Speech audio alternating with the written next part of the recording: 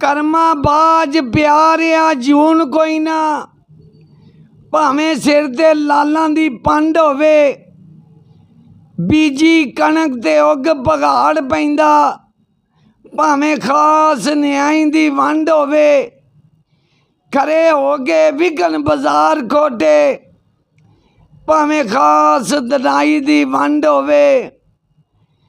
ਅੰਨੇ ਆਦਮੀ ਨੂੰ ਸਦਾ ਹਨੇਰ ਰਹਿੰਦਾ, ਭਾਵੇਂ 14ਵੀਂ ਰਾਤ ਦਾ ਚੰਨ ਹੋਵੇ।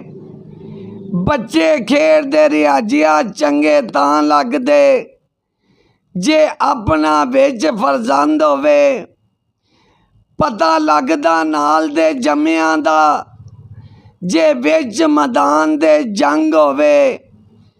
ਭਾਈਆਂ ਬਾਜ ਰਿਆਜਿਆ ਕੰਡ ਖਾਲੀ, ਭਾਵੇਂ ਮਗਰ ਕਬੀਲੇ ਦੀ ਤਰੰਡ ਹੋਵੇ।